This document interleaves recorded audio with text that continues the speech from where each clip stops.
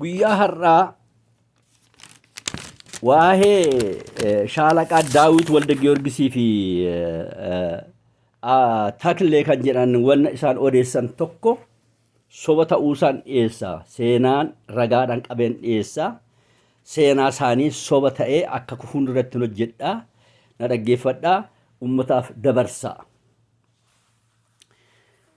Oromoon utubaa Itoophiyaati. Gadaamessa uummanni keessa dhalatedha. Oromoon akka biyyaatti, akka uummataatti, akka gosaatti, akka seenaatti, akka goototaatti otoo jiraachuu baatee Itoophiyaa kan jedhamtu hin jirtu. Utubaan kun otoo luqqee achi keessaa bahee Itoophiyaa kan jedhamu hin jirtu. Kanaaf utubaan Itoophiyaa Oromoodha. Saba guddaa, saba guddaa, saba seenaa guddaa qabu. Seenaan isaa dhokateeti. Biyya Arabaatii warri dhufan aangoo qabataniiti. Biyyan qabdan, seenaan qabdan, biyyi keessan Maadigaskar jedhanii nurratti fincaa'aa jiraatu. Kana booda nurratti fincaa'uu hin danda'an. Bakka itti fincaa'an yoo dhabalillee hallayyaatti deemanii fincaa'uu qabu malee lammata Oromoo irratti hin fincaa'an. Seenaa isaanii gadi baafna. Seenaa soba isaanii gadi baafna. Seenaa Oromoo gadi baafna. Dhugaa isaa gadi baafne uummata agarsiifna. Seenaa Itoophiyaa hin jijjiirra gara fuuldura. Saba Oromoo na gargaara. Oromoon utubaa Itoophiyaa ta'uusaa ragaan isaa maali? Kana dhaggeeffadhaa. Biyyi tokko kan uummata tokko ta'uusaa kan mirkaneessu ashaaraa biyya suniiti. Maqaa lagaa, maqaa burqaa, maqaa galaanaa, maqaa tulluu, maqaa gosaa, maqaa naannoo, maqaa lafaa, maqaa magaalaa kun walitti qabamee uummanni tokko utubaa biyya tokko ta'uusaa agarsiisa. Mirkaneessa jechaadha. Biyya Itoophiyaa keessatti all of Itoophiyaa kibba deemaa, kaaba deemaa, dhiya deemaa, baha deemaa, bakkee barbaachisan deemaa. Maqaan tulluu, maqaan lagaa, maqaan galaanaa, maqaan gosaa, maqaan naannoo, maqaan lafaa, maqaan magaalaa kan Oromooti dur. Maqooleen kuni erga Minilik aangoo qabate as jijjiiramanii hammi ta'eessa hanga yoonaa biyya Itoophiyaa keessatti maqaa Oromootiin kan hin waamamne tokko hin jiru. Warri Amaarri abbaa biyyaati, abbaa tokkummaati, abbaa Itoophiyaati jedhanii odeessan kun maqaa lafaa, maqaa tulluu, maqaa bootaa, maqaa gosaa, maqaa goototaa, maqaa galaanaa ashaaraa kana hin qabani biyya Itoophiyaa keessatti. Bakka takkitti illee hin qabani. Minilikii dura waa takkitti hin qabani. Minilikii as waan tokko ta'u jijjiirameera. Biyya Gondar keessatti, Gojjam keessatti, Wallo keessatti, Kaaba Shawaa keessatti biyya Amaara jedhamu kun biyya Oromooti. Dhibbarraa dhibbatti biyya Oromooti. Amaara kan jedhamu Minilik dura hin jiru. Seenaa hin qabu, ashaaraa hin qabu. Mee ashaaraa isaa tokko haa dhiyeessan. Ashaaraa lagaa, ashaaraa lafaa, ashaaraa tulluu, ashaaraa gosaa, ashaaraa magaalaa haa dhiyeessan. Minilik dura kan jiru tokko hin jiru. Kanaaf hansaanii miti kan Oromooti. Hinatani hattoota. Hattoota immoo mangaagaa isaanii keessaa baafnee seenaa Oromoo ijaaruu qabna. Hattoota ta'uu isaanii itti himuu qabna. Hattoota ta'uu isaanii ragaa dhiyeessuu qabna. Seenaa Oromoo hatan, seenaa Agaw hatan, seenaa Qamantee hatan seenaa uummata Tigraay hatanii hansaanii godhatan waa takkitti hin qaban waa takkitti seenaa hin qaban biyya Arabaatii dhufan Abashaan kun biyya Arabaatii dhufte biyya Arabaatii dhufteet abbaa biyyaa of gooteet abbaa biyyaati abbaa tokkummaati nuti warra Itoophiyaa ijaara jettee odeessiti Itoophiyaa wajjin eehetti wal quba qabu Itoophiyaan kan Oromooti maqaan sayyuu dur mootota Oromoo Itoophiyaas jedhaman irraa dhufe Itoophiyaas tokkoffaan waggaa 1800 BC irratti biyya bulchaa ture kaaba Itoophiyaa Itoophiyaas lammaffaan immoo waggaa 1700 BC keessa kaaba Itoophiyaa bulchaa ture maqaa mootota kanaatiin bara 850 BC gubbarratti maqaan Itoophiyaa kun dhalatte bara sun mootiin sun eenyunni Bayyana Leeqaati maqaan Bayyana Leeqaa immoo maqaan ittiin immoo Minilik tokkoffaa jedhama Minilik tokkoffaa sun Oromoodha maqaan isaa Bayyana Leeqaati haati isaa Magiddaa Agabaa Sobaati bakka ittiin dhalate Eertiraa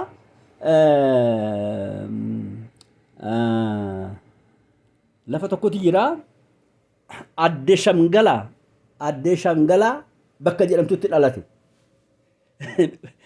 Bayyana Leeqaa maqaa isaa dhoksan Minilik Andeenyaa jedhu Itoophiyaan kun kan dhalatte bara inni mootii ta'e sunidha Itoophiyaan kun bara sun dhalatte maqaan ishii maqaan Itoophiyaa inni durii Kush jedhama lafti isaa ummanni isaas Kush jedhama Kush sun immoo eenyu biyyi isaa eenyu Nuubiyaan Kush jedhame Kush Itoophiyaa jedhame akkanatti seenaa machooftuu uumaniit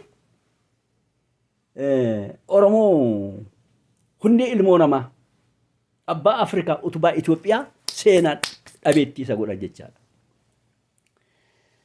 Seenaan Oromoo kunis si afur awwaalame irra deddeebi'een isin himaa seenaa ijaa ta'eef.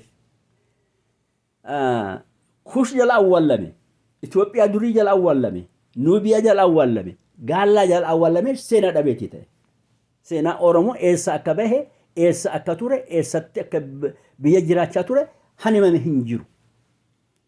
Maaliif seena isaatu dhokatee seena isaatu awwaalame jechaadha. Kanaaf Oromoon uummata akkanaati. Oromoon uummata akkanaati. Hundee ilmoo namaati. Oromoo dura Waaqayyo nama hin uumne. Waaqayyo gaafa nama uumu Oromoo uume. Afaan ilmoo namaa inni calqabaa Oromoodha. Afaan ilmoo namaa tokko kan ture hani walitti makamee afaan bira kan dhalate bara mootiin Oromoo Naamoroo Dagii biyya Baabiloon keessatti gomoo Baabiloon ijaarsisuni afaan namaa inni tokko ture walitti makamee jedha seenaan macaafa qulqulluu. Gomoo sun kan ijaarsise mootii Oromoo Naamoroo Dagiiti. Baabiloon biyya Oromooti. Mootota Oromoo 36 Baabiloon keessatti biyya bulchaa turantu jira. Baabiloon keessatti. Baabiloon biyya Oromooti. Afaan ilmoo namaa inni calqabaa Oromooti. Hundeen ilmoo namaa Oromoodha. Oromoon lattuu lusiiti. Hundee ilmoo namaati. Abbaa Afrikaati. Gadaamessa uummata Itoophiyaati. Oromoorraa kan hin dhalanne Daabiloosii fi Habashaa biyya Arabaa dhufe qofaadha. Agaw maal jedha? Oromoorraa kan hin dhalanne Budaadhaa jedha. Agaw Oromoodha. Agaw seenaansaa, lafeensaa, dhiignisaa, afaansaa Oromoodha. Agaw Oromoorraa fottoqee kan bade afaan Amaaraa barateet amantii kiristaanaa fudhatee bade. amma diina ta'eetidha Oromoo irratti duulee Oromoo waraana jechaan ana Amaaraaf hin jedheeti. Egaa wannan isinitti himu wanna Shaalaqaa Daawit Wolde Giyoorgisii fi Taklee kan jedhan seenaa sobaa gingilchan sun gingilchaan isaanii akka dhaabatu fanan seenaa kana irra dhiyeesse irra deddeebi'ee jechaadha. Irra deddeebi'ee kanaafan dhiyeesse jechaadha. Mee waa'ee Aagawun isinitti hima. Aagawun inni har'a Amaara jedhee owwaamu kuni Oromoodha. Afaan isaa Oromoodha. Giiftiin Oromoo hidda mootii Aagaw kan uumte jedhamu giiftiin Oromoo guddittii Gaadii Afalasaa Azabootti kan dhalatte Oromoodha. Akkuma Lewuyee jedhamti. Warri Habashaawoo Yoodit Gudit jedhaniiti waamu. Warra mootota Aksum waraantee gosoota Oromoo Aagaw, gosoota Oromoo Booji'aa, gosoota Oromoo 28 Tigiraa fi Eertiraa keessa jiran kana gurmeessiteet mootummaa Aksumitti duulteet waraantee caccabseet aangoo qabatte guddittii Gaadii Afalasaa. Maqaan Booji'aa jijjiirameet Beejjaa jedhame. Maqaan Aagaw immoo Aagawoon immoo jijjiirameet Aagaw jedhame. Egaa kun jechuutu kan Oromooti. Gosoonni Sudaanii fi Itoophiyaa keessa jiran 91 afaan Kush dubbatu kan jedhani afaan Oromoo warra dubbatan gosoota Oromooti. Maqaan isaanii ragaadha. Maqaan isaanii barreesseet nan jira amma. Maqaan isaanii hundumtuu 91 Oromoodha. Afaan Kush kan dubbatan jedhamu sun afaan Oromooti. Kush Oromoodha. Oromoon Kushirraan dhalanne Kush Oromoorraa dhalate Kush eengadda dhalate. Kush waggaa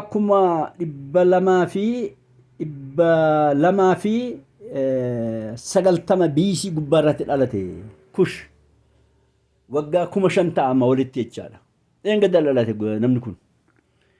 Egaa seenaa Oromoo kana jala dhoksani afaan Kush dubbataa Aagaw jedhu afaan Kush afaan Oromooti. Ummanni Kush ummata Oromooti. Mootonni Kush mootota Oromooti. Biyyi Kush biyya Oromooti. Biyyi Kush kan jedhamu sun biyya Oromooti. Oromoo malee tokko hin jiru. Oromoodhaan alaa ummanni biraa hin jiru. Kaaba Itoophiyaa mee kibba Itoophiyaa kootti deemati ilaalaa. Lafti isaanii, tulluun isaanii, lagdi isaanii, galaan isaanii, gosni isaanii Oromoodha. Mee waa'ee gamuu goofaan isinitti odeessa. Gamuun ilma goofa abbaadha. Gamuu goofaa. Gamuu goofaa gosa Oromooti. Gamuu jechaan fooqii jechaadha. Goofa jechaan immoo warra rifeensa guddifatan. Warra rifeensa guddifatan goottanaa jechaadha. Gamuu goofaa. Warra asii gadee gosootuma warra kibbaa kana maqaa isaanii oggaa ilaaltan hundumtuu Oromoodha. Fidela jijjiiranii waan tokko tokko jajallisanii malee Oromoodha. Gosoota Oromooti. Isaanuu obbeeku uummata Kushirraa dhalanne jedhu Kush sun Oromoodha. Dhageessanii uummata kana fakkaatu uummata seenaa kana fakkaatu seenaa isaa dhoksaniit biyya Madagaskar dhufte jedhanii nurratti fincaa'ochaa. Gara Zaagawutti gaggaan deebi'u Zaagaw qaroomina Zaagaw mootummaa Zaagaw dinaastii Zaagaw kan jedhamu sun kan Oromooti. Kan Oromooti. Gaafa giiftiin Oromoo guddittiin gaafa mootota Aksum waraamtu abbaan waraanaa ishii Mararaadha. Abbaan waraanaa ishii Mararaadha. Mararaan wasiila ishiiti. Waggaa 40 biyya Abasiiniyaa bulchitee gaafa ishiin duutu Mararaatu aangoo ishii dhaale. Mararaan mootummaa Zaagwee kan jedhamu isa calqabaati. Mootii isa calqabaati. Nugusa isa calqabaati. Mootiin sun Oromoodha. Mararaadhaa calqabee hamma Yitbaaraq gahutti ummata kush mootota kushan jedhaman sun Oromoota. Laallibalaan nugusin Laallibalaa Oromoodha. Obboleessi Naakutoo La'aab Oromoodha. Abbaan isaanii Harbeen Oromoodha. Haati isaanii giiftii Oromoo jedhamti. Magaalli isaanii inni calqabaa Iddeessaadha. Rooqaadha. Rooqaarraa Iddeessatti jijjiirame, Iddeessarraa Adeefatti jijjiirame, Adeefarraa Laastatti jijjiirame. Laastaan ishii lama jedhamtu kun biyya Amaaraa jedhamtu kun kan Oromooti. Ilaala seenaa. Seenaa hatame. Seenaa awwaalame. Bool'aa baafnee agarsiisuu qabna. Sobdoota arraba isaanii hidhuu qabna. Akka lammatan sobne, akka lammatan soba hin facamne harkaa fashaleessuu qabna seenaa isaanii. Egaa Zaagwee kana hubadhaa. Zaagwee hin jedhamu sun mootummaa Oromooti. Mootonni isaa Oromoodha. Biyyi isaa Oromoodha. Magaalli isaa Oromoodha. Seenaan isaa Oromoodha. Afaan isaa Oromoodha. Maqaa Gi'izii fi afaan Gi'iz kana baratanii booda immoo afaan Amaariffaa kana baratanii eenyummaan isaanii wallaalameet booda kana immoo deebi'anii Amaara jedhanii waamu jechaadha. That's very shame. Aga kun jaarraa sagal keessa mootonni Agaw kuni jaarraa sagal keessa laga Bisiloo qarqaratti achi jiraatu ture. Achitti afaan Gi'iz kana jijjiiraniiti afaan Amaaraa uuman. Kan uume eenyu? Mootota Zaagweeti. Mootota Oromooti. Zaagween Oromoodha. Oromoon Zaagweedha. Mootota Oromooti. Akka amma qorannoon koo ragaadhaan gadi bahetti afaan Amaaraayyuu kan uume Oromoodha. Kun uummanni ajaa'iba jedha. Kun uummanni dhugaadha jedhee hin fudhatu. Maaliif seenaa bool'aa bahee ijaa ta'eef. Afaan sun kan Oromooti. Oromootu uume. Mootota Oromootu uume. Mootonni Zaagwee kan jedhamu sun mootota Oromooti. Agaw Oromoodha. Kanaaf afaan Amaaraa sun kan uume Agaw kan jedhamu sun afaan sun kan Oromooti. Oromootu uume afaan Amaaraa. Abbaan fitan fudhadhaa, abbaan fitan jibbaa, abbaan fitan didaa. Seenaansa akkasitti hima. Afaan Amaariffaayyuu kan uume Oromoodha. Oromoon abbaa biyyaati. Oromoon abbaa seenaati. Oromoon utubaa Itoophiyaati. Egaa afaan kuni afaan Gi'iz afaan Agaw jedhameet barreeffameera Amaariffi. Afaan kuni jaarraa sagal keessa haa dhalatu malee hamma jaarraa 14tti afaan biyyaa, afaan uummataa, afaan mootummaa ta'ee gadi bahee hin dubbatamne jedha seenaansa. Booda jaarraa 14 AD gubbaarratti bara mootiin Oromoo inni Shawaa Caalaa Gammachuu yookaan immoo Yikunnoo Amlaak bara inni aangoo qabatee afaan kun dagaagee infuuzinii ta'eeti jedha. Infuuzin ta'ee jedha. Babal'atee kaaba Itoophiyaa kana fudhate jedha afaan Amaariffaa. Kan uume Oromoodha. Afaan Amaariffaa namni Oromoo kana oggaa dhageeffatu gurra isaa qabata. Maaliif ani seenaan hima waan barreeffameen hima ragaan hima jecha ragaa gadi baaseen hima jechaadha. Afaan Amaariffaa kan Oromooti. Amaaratu uume kan jedhaman Amaarri bara sun hin dhalanne. Amaarri kan jedhamu iyyuu hin jiru. Gosa Amaaraa, sanyii Amaaraa, uummata Amaaraa kan jedhamu hin jiru seenaa keessa.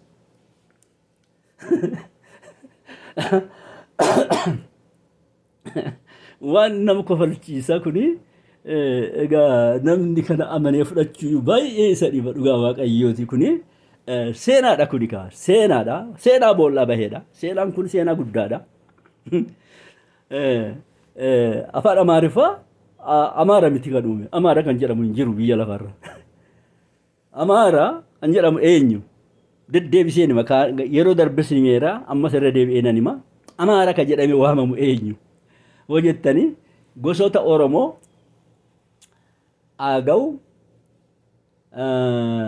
Qamaant Hawwii Jaawwii Waata Dharraa Bulga Ifaat Muratee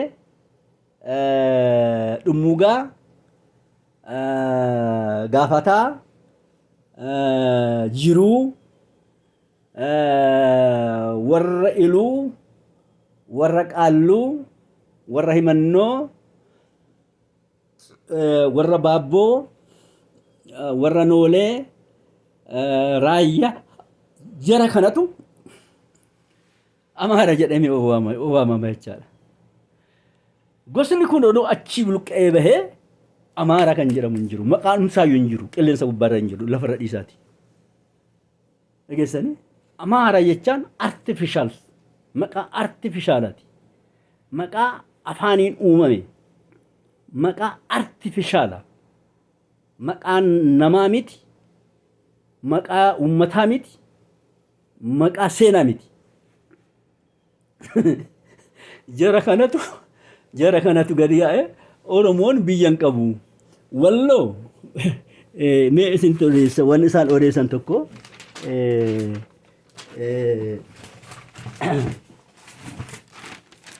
waan isaan odeessan tokko isinitti odeessa.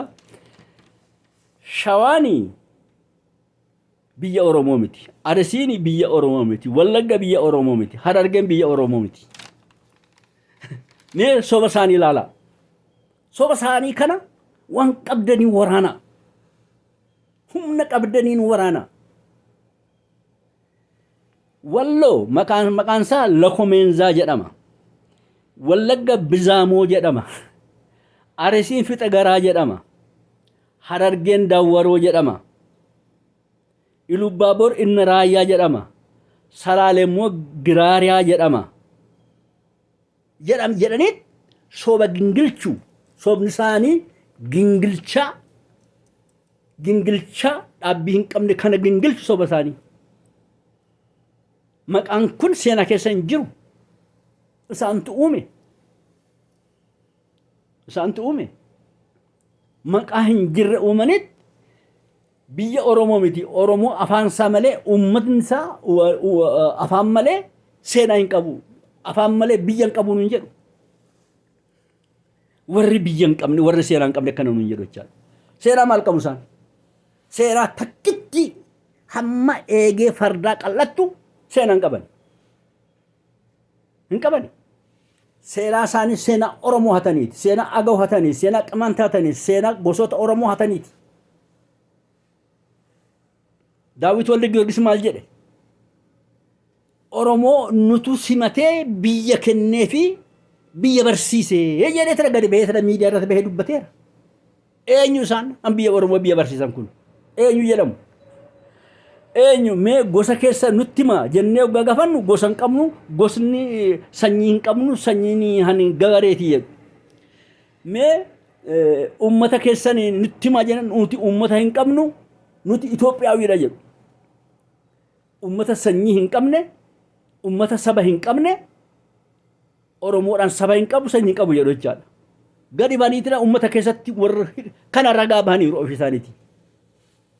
Afaan Amaariffaatiin ዘር የለንም ዘረ ገበሬ ነው ብሔር የለንም ኢትዮጵያዊ ነን jedhaniitira addabaabayitti gadi baanii himu. Uummanni sanyii hin qabne uummanni saba hin qabne attamitti abbaa biyyaa ta'uu danda'a? Attamitti abbaa seenaa ta'uu danda'a? Sobdoota sobni isaanii dhaabbachuu qaba. Arrabni isaanii hidhamuu qaba.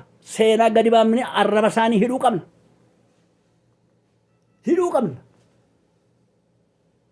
Ilmaan Oromoo na gargaara waan dandeessanii na gargaara. Burqaa seenaa kana na harka jira. Matsaafa amma barreessu kun seenaa Itoophiyaa dhibbarraa dhibbatti jijjiira. Kanaaf nu gargaara. Kanaaf yaada na kenna. Kanaaf nu wajjiniin dhaabbadhaa. Seenaa Itoophiyaa hin jijjiirra. Seenaa Itoophiyaa seenaa Oromoo goona. Dhugaadhaan ragaadhaan Oromoon utubaa Itoophiyaati. Oromoo malee Itoophiyaan lubbullee hin qabdu, seenaallee hin qabdu, jireenyallee hin qabdu, homaallee hin qabdu. Gootota Itoophiyaa kan jedhaman keessaa goota Amaaraa kan jedhamu namni tokko hin jiru. Bara Maacoo, bara Adawaa, bara Sumaalee, bara Eertiraa, bara Dagalee, bara Sagalee, bara kana duuchaa keessatti bara gootonni Itoophiyaa jedhamanii waamaman sun Amaaraa ani jedhee har'a nu nyaachaa jiru kun nama takkitti ani Amaaraa jedhee goota hin qaban. Hin qaban. Kan isaan ittiin dhaadatan Dajjazmachi Balaa Zallaqa Qilxuu Ayyaanoo nama Wallootti dhalateedha. Gosa Oromooti, Oromoodha. Tewoodiroos goota keenya kan jedhan sun gosni isaa Tewoodiroos gosa Qimaanti. Qimaanti gosa Oromooti. Abbaan isaa mootummaan giiftii Oromoo Makiddaa Agabaa Sobaa haalli ishii nagahaa jedhee otoo muggutuu du'e abbaan Tewoodiroos. Haati isaa atti xaggab Oromoodha. Oromoodha. Hiddi ishii warri ishii warra Baalabbaataati. Oromoodha haati ishii. Abbaan isaa Oromoo, haati isaas Oromoodha. Maqaan farda isaa Guutamaadha. Maqaan Tewoodiroos Gambaroodha. Ilaala dhugaa kana ilaala. Kana duuchaa haataniiti Amaaraa jedhu. Maaliif seenaan qaban maalaa godhan ree?